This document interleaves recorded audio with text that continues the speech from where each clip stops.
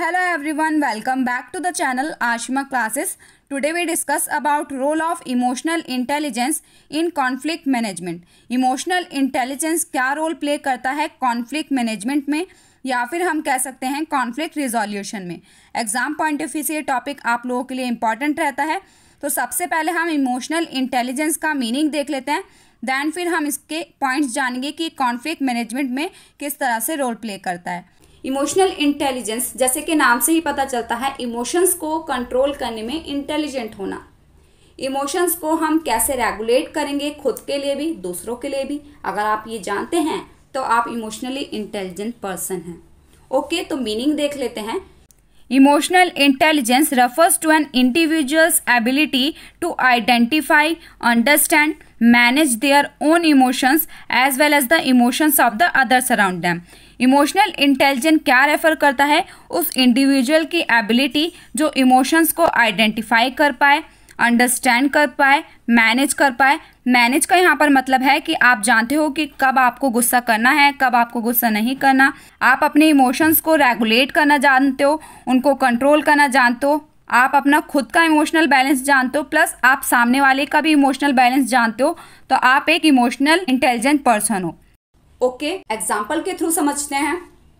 मान लीजिए आपको अपनी हैप्पीनेस को किसी के साथ एक्सप्रेस करना है, ठीक है, आप अपनी हैप्पीनेस किसी के साथ शेयर करना चाहते हैं।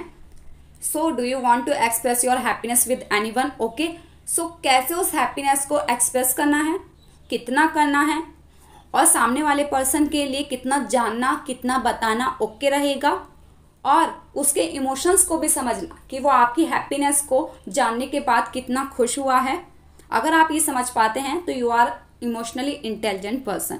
तो अब हम कुछ इंपॉर्टेंट पॉइंट्स को डिस्कस कर लेते हैं। देखिए, conflict is a common phenomenon that arises in both personal and professional relationship. तो कॉन्फ्लिक्ट एक कॉमन सी चीज़ है, कहीं पे भी देखने को मिल सकता है। आपके घर में, किसी कंपनी में, किसी भी ऑफिस में, एम्प्लॉय के बीच हो सकता है, एम्प्लॉय या बॉस के बीच हो सकता है, या फिर आपके घर में ब्रदर सिस्टर के बीच हो सकता है, आपके फ्रेंड्स और आपके बीच हो सकता है। तो कॉन्फ्लिक्ट एक कॉमन फिनोमिनन है, ये पर्सनल एंड प्रोफेशनल रिलेशनशिप में देखने को मिल सकता है। इट कैन बी डेट्रीमेंटल, ये हानिकारक हो सकता है, नुकसान दे सकता है, इफ नॉट हैंडल इफेक्टिवली, अगर आपने इसे इफेक्टिवली हैंडल नहीं किया। Leading to loss of valuable connection, तो आपके वैल्यूएबल कनेक्शन नहीं रहते उस पर्सन के साथ, तो आपका कनेक्शन टूट भी सकता है अगर आपने उसे इफेक्टिवली हैंडल नहीं किया। एंड इम्पैक्टिंग मेंटल वेलबींग, तो ये आपकी मेंटल हेल्थ को भी इम्पैक्ट करता है। आप डिप्रेशन में आ सकते हैं, इसके कारण आपको स्ट्रेस हो सकता है, तो ये मेंटल हेल्थ को भी इम्पैक्ट डालता है। To navigate through this scenario successfully, तो अगर आपको इससे सक्सेसफुली बाहर आना है, इस सिनेरियो से मतलब कॉन्फ्लिक्ट से, तो इमोशनल इंटेलिजेंस इसमें क्रिटिकल रोल प्ले करता है। तो इसलिए कहा गया है emotional intelligence play a critical role in a conflict management. Okay, तो एक एक करके पॉइंट डिस्कस करते हैं। Here are some roles emotional intelligence plays in conflict management. और हाँ गाइस, इमोशनल इंटेलिजेंस का टॉपिक मैं ऑलरेडी आप लोगों के साथ डिस्कस कर चुकी हूँ, तो आप प्लेलिस्ट पर जाकर उस वीडियो को देख सकते हैं, या फिर डिस्क्रिप्शन में मैंने लिंक दे दिया है, आप वहाँ से उस वीडियो को देख सकते हैं, जिसमें मैंने आपको ये बताया कि इमोशनल इंटेलिजेंस होने के क्या बेनिफिट्स हैं, क्या कंपोनेंट्स होते हैं इमोशनल इंटेलिजेंस के, तो आप अच्छे से उस टॉपिक को क्लियर कर पाएंगे। तो अभी देखिए, इमोशनल इंटेलिजेंट जो पर्सन होता है उसके अंदर क्या क्वालिटी पाई जाती है? वो एम्पैथी होता है, एक्टिव लिसनर होता है, जिस वजह से वो कॉन्फ्लिक्ट को इजीली रिजॉल्व कर सकता है। कैसे? Emotional intelligence allows individual to view the issue from various perspective. जो ऐसा पर्सन होगा इमोशनल इंटेलिजेंस, वो किसी भी इशू को वेरियस पर्सपेक्टिव से देखता है, मतलब वो अपने पॉइंट ऑफ व्यू से तो सोचता ही है, प्लस आपके पॉइंट ऑफ व्यू से भी सोचेगा कि अगर मैं उसकी जगह होता तो मेरे साथ अगर ऐसा होता तो क्या करता मैं, ठीक है। तो इसे कहते हैं हम एम्पैथेटिक होना, क्रिएटिंग रूम फॉर एम्पैथी, मतलब कि इससे आपके अंदर एम्पैथी स्किल्स बिल्डअप होती हैं। By understanding and considering the others party point of view, तो आप दूसरी पार्टी के पॉइंट ऑफ व्यू से सोचते हैं, उसे अंडरस्टैंड करते हैं, कंसीडर करते हैं। Conflict can be resolve without a significant compromise from either side. तो देखिए, इससे क्या होगा, अगर आप उसकी फीलिंग्स को समझेंगे, उसके दुख को समझेंगे, है ना, उसके पॉइंट ऑफ व्यू से सोचेंगे, तो आप कॉन्फ्लिक्ट को रिजॉल्व कर सकते हैं बिना किसी कॉम्प्रोमाइज़ के। तो मतलब आप दोनों को कॉम्प्रोमाइज़ भी नहीं करना पड़ेगा और आप उसका अच्छा सा सॉल्यूशन निकाल सकते हैं, पीसफुल सॉल्यूशन को फाइंड कर सकते हैं, जब अगर आपके अंदर एम्पैथेटिक स्किल्स होती हैं, क्योंकि आप उसके दुख को समझते हैं। Listening actively helps us take a genuine interest in others concern. और देखिए, आप दूसरे को लेकर एम्पैथेटिक कब हो सकते हो, जब आप उसको प्रॉपरली सुनोगे। तो आप जब एक्टिव लिसनर होते हो तो आपको जेन्युइन इंटरेस्ट आने लगता है अदर्स कंसर्न में, मतलब दूसरे के मैटर में आपको तभी इंटरेस्ट आएगा जब आप उसको प्रॉपरली लिसनिंग करोगे। फॉस्टरिंग इफेक्टिव कम्युनिकेशन, और ये क्या करता है, लिसनिंग कम्युनिकेशन को इफेक्टिव बनाने में बढ़ावा देता है, क्योंकि अगर आप अच्छे से सुनोगे तभी आपका कम्युनिकेशन भी इफेक्टिव बनेगा और जो कॉन्फ्लिक्ट है वो भी रिजॉल्व हो सकता है, क्योंकि आप दूसरे की बात को प्रॉपरली सुनोगे तभी आपको समझ आएगा कि भाई जैसे आप टीम लीडर हो, किसी एम्प्लॉय से वो वर्क पूरा नहीं हुआ तो आप उसको सुनिए कि उससे वो वर्क क्यों नहीं हुआ, उसका सॉल्यूशन आप तभी दे सकते हैं जब आप उसको प्रॉपरली सुनेंगे। ओके, और उसके लिए एम्पैथेटिक भी होना कि भाई इससे ये उसको फीवर था या कुछ था जिस वजह से ये काम नहीं हुआ, तो अब इसका क्या सॉल्यूशन निकल सकता है। ओके, तो अब नेक्स्ट देखते हैं। नेक्स्ट है हमारा सेल्फ अवेयरनेस। तो देखिए, इमोशनल इंटेलिजेंट पर्सन के अंदर ये क्वालिटी होती है कि वो खुद को लेकर अवेयर रहता है, अपने खुद के इमोशंस को लेकर अवेयर रहता है।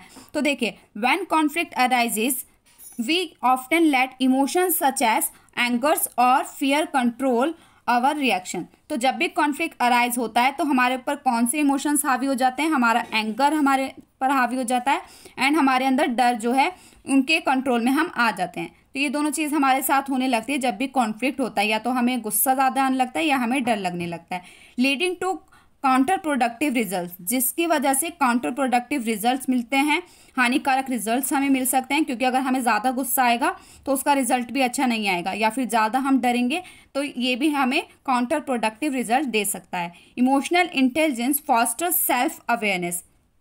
इमोशनल इंटेलिजेंस किसको बढ़ावा देता है, सेल्फ अवेयरनेस को। आप खुद को लेकर अवेयर होते हैं अगर आप इमोशनल इंटेलिजेंस होते हैं, आप अपने बारे में बहुत अच्छे से जानते हो, आप ये जानते हो कि आपके अंदर नेगेटिव इमोशंस ज़्यादा हैं या फिर पॉजिटिव इमोशंस ज़्यादा हैं, कब कौन से इमोशंस आपके बहुत ज़्यादा एक्टिव हो जाते हैं आप ये जानते हो, आप पॉजिटिव इमोशंस को ज़्यादा इन्हेंस करते हो या फिर नेगेटिव इमोशंस को इन्हेंस करते हो, आप ये सब जानते हो। आप अपने खुद के इमोशनल बैलेंस को रेगुलेट करना जानते हो अच्छे से, तो आप एक इमोशनल इंटेलिजेंट पर्सन होते हो। Okay, helping individuals recognize their emotions and thought process. तो ये क्या करता है, सेल्फ अवेयरनेस उस पर्सन को ये पहचानने में मदद करता है कि उसके इमोशंस किस तरह के हैं, उसके थॉट प्रोसेस किस तरह के हैं। जब आप सेल्फ अवेयर होंगे तभी तो अपने आप के इमोशन आप समझ पाएंगे, अपना थॉट प्रोसेस समझ पाएंगे, क्योंकि आप सेल्फ को लेकर अवेयर हैं। Making it easier to control negative responses and remains objective. तो इससे क्या होगा, आप नेगेटिव रिस्पॉन्सेज जो सामने वाले पर्सन से कॉन्फ्लिक्ट के दौरान आपको नेगेटिव रिस्पॉन्सेज मिलने थे उससे आप बच सकते हैं, क्योंकि आप अपने इमोशंस पे कंट्रोल करना जानते हैं। आप अपने नेगेटिव इमोशंस को जानते हैं कि इस सिचुएशन में आपके जो नेगेटिव इमोशंस हैं ज़्यादा हावी हो जाते हैं, तो आप उन पर कंट्रोल करना जानते हैं, जिस वजह से आप नेगेटिव रिस्पॉन्सेज से बच सकते हैं और अपने ऑब्जेक्टिव को हासिल कर सकते हैं। नेक्स्ट है हमारा कोलैबोरेटिव प्रॉब्लम सॉल्विंग। तो देखिए, इमोशनल इंटेलिजेंट पर्सन जो होता है वो टीम में रह के काम कर सकता है, क्योंकि वो सबके इमोशनल बैलेंस को समझ पाएगा, सभी मेंबर्स के इमोशंस को समझ पाएगा। फॉर एग्जांपल, आप एक टीम लीडर हैं, आप इमोशनल इंटेलिजेंस हैं, तो आप सभी एम्प्लॉयज़ के बारे में जान पाएंगे कि भाई इससे ये काम क्यों नहीं हुआ, इसमें क्या कमी है। तो आप कब जान पाएंगे, जब आप उसके फीलिंग्स को समझेंगे, उसके इमोशंस को समझेंगे, उसके बारे में जानेंगे, उसको एक्टिव लिसनिंग करेंगे। ठीक है, तो कोलैबोरेशन प्रॉब्लम सॉल्विंग मतलब कि मिल के प्रॉब्लम सॉल्व करना। तो इमोशनल इंटेलिजेंट पर्सन वो सॉल्व करवा सकता है, ऐसा डिसीजन सभी के लिए ले सकता है जिससे सारे मेंबर्स सेटिस्फाई हो सकें। तो यही लिखा है इसमें, collaboration is essential in resolving conflict successfully. Collaboration एक ऐसा वे है जिससे हम कॉन्फ्लिक्ट को सक्सेसफुली रिजॉल्व कर सकते हैं, मतलब कि मिल के। ये नहीं आप लड़ के झगड़ के बैठ जाओ, आप मिल के एक मीटिंग बुलाओ, उसमें दोनों ही कंपनीज के पॉइंट ऑफ व्यू को सामने रखो, दोनों ही मेंबर्स के पॉइंट ऑफ व्यू को सामने रखो, देन ऐसा म्यूचुअल बेनिफिशियल सॉल्यूशन को फाइंड करें जिससे ना ही ए कंपनी नुकसान में जाए ना ही बी कंपनी नुकसान में जाए, जिससे दोनों ही पर्सन को नुकसान ना हो। तो आप कॉन्फ्लिक्ट को इजीली रिजॉल्व कर सकते हैं इस तरीके से। With emotional intelligence, individuals can build rapport and find common ground, making it easier to develop solution that satisfy all parties involved, जिससे सारी पार्टी के मेंबर्स सेटिस्फाई हो सकें। तो इसका एक अच्छा सा एग्जांपल लेते हैं। देखिए, दो कंपनी हैं A एंड B, इनके बीच एक डील हुई थी अब इस डील के दौरान इनके बीच कुछ इश्यूज आ गए। अब इन इश्यूज की वजह से इनके बीच कॉन्फ्लिक्ट अराइज हो चुका है, ठीक है। अब इनके बीच कॉन्फ्लिक्ट हो गया, तो अब ऐसा नहीं ये दोनों कंपनी लड़ झगड़ कर बैठ जाएं। इनको एक मीटिंग बुलानी चाहिए जिसमें दोनों के ही पॉइंट ऑफ व्यू को सामने रखा जाए, दोनों के इंटरेस्ट को सामने रखा जाए, एक ऐसा म्यूचुअल बेनिफिशियल सॉल्यूशन को फाइंड किया जाए जिससे ना ही ए कंपनी को नुकसान हो रहा हो ना ही बी कंपनी को नुकसान हो रहा हो। तो ऐसा पीसफुल इन्वायरमेंट को फाइंड किया जाए। ओके, तो इन्होंने क्या करा, ए और बी कंपनी ने एक मीटिंग बुलाई, अपने दोनों के इंटरेस्ट को सामने रखा, ओपिनियन को सामने रखा और पूरी तरीके से कॉन्फ्लिक्ट को ख़त्म करना चाहा। तो ये एक बेस्ट वे हुआ कॉन्फ्लिक्ट को रिजॉल्व करने का। तो ओके, नेक्स्ट है हमारा adaptability and resilience. Finally emotional intelligence supports adaptability. Emotional intelligence adaptability को सपोर्ट करता है, enabling us to adjust our responses to various conflicts and environment। हम various conflicts and environments के साथ अपने responses को adjust करने लगते हैं, उनको adapt करने लगते हैं, जिससे क्या होगा, थ्रू डेवलपिंग रेजिलेंस, तो हमारे अंदर फ्लेक्सिबिलिटी आएगी। हम अपने आप को सिचुएशन के हिसाब से चेंज कर सकते हैं, मतलब हम अपने इमोशंस को कंट्रोल कर सकते हैं, जनरेट कर सकते हैं इजीली, क्योंकि हमारे अंदर रेजिलेंस आ गया है, फ्लेक्सिबिलिटी आ जाती है। We can persevere and tackle obstacle without losing our composure. तो आपके अंदर फ्लेक्सिबिलिटी आ चुकी है, आपके अंदर रेजिलेंस आ चुका है, आप अपने आप को सिचुएशन के हिसाब से चेंज कर लेते हैं। तो आप क्या करते हैं, धैर्य बनाए रखते हैं। परसीवर का मतलब होता है धैर्य बनाए रखना। टैकल ऑब्स्टेकल, ऑब्स्टेकल मतलब बाधाओं से आप टैकल कर सकते हैं, निपट सकते हैं, बिना किसी पीसफुलनेस खोए बगैर आप अपने बाधाओं से निपटारा पा सकते हैं। अगर आपके अंदर क्या होगा, अडेप्टेबिलिटी होगी एंड रेजिलेंस होगा। ये कब होगा, जब आप एक इमोशनल इंटेलिजेंट पर्सन होंगे। ओके, तो एक बार कंक्लूजन देख लेते हैं हमने क्या समझा है। Emotional intelligence is fundamental in conflict management. Emotional intelligence एक फंडामेंटल है कॉन्फ्लिक्ट को मैनेज करने में। It enables us to take control our emotions. ये हमें अपने इमोशंस पे कंट्रोल रखना सिखा देता है।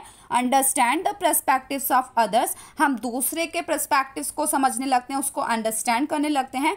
फॉस्टर कम्युनिकेशन, कम्युनिकेशन को बढ़ावा देता है। एंड कोलैबोरेशन, हम कोलैब कर सकते हैं, किसी के भी साथ रह के काम कर सकते हैं। एंड टैकल ऑब्स्टिकल, और हम ऑब्स्टिकल से भी बच सकते हैं विद रेजिलेंस। अगर हमारे अंदर फ्लेक्सिबिलिटी होगी तो हम किसी भी ऑब्स्टिकल से टैकल कर पाएंगे। By cultivating these essential skills, अगर हमारे अंदर ये सभी स्किल्स होती हैं कि हम अपने इमोशंस पे कंट्रोल कर पा रहे हैं, अपने सामने वाले के पर्सपेक्टिव को अंडरस्टैंड कर पा रहे हैं, फॉस्टर कम्युनिकेशन कर पा रहे हैं, कोलैबोरेशन कर पा रहे हैं, we can create harmonious relationship. इससे क्या होगा, हार्मोनियस रिलेशनशिप का यहाँ पे मतलब हुआ आप फ्रेंडली एंड पीसफुल रिलेशनशिप बना सकते हैं दूसरे के साथ, अगर आपके अंदर ये सभी एसेंशियल स्किल्स होंगी जो मैंने अभी आपके साथ डिस्कस करी। तो ये किसको प्रमोट करती हैं, पॉजिटिव ग्रोथ को। तो आपकी पॉजिटिव ग्रोथ होगी, किसी से आपका झगड़ा नहीं होगा। अगर आपके अंदर ये सभी स्किल्स होती हैं तो आप हार्मोनियस रिलेशनशिप बना पाएंगे, फ्रेंडली एंड पीसफुलनेस रिलेशनशिप दूसरों के साथ बना सकते हैं। आई होप कि आपको ये टॉपिक अच्छे से क्लियर हो चुका है कि इमोशनल इंटेलिजेंस किस तरह से रोल प्ले करता है हमारे कॉन्फ्लिक्ट मैनेजमेंट में।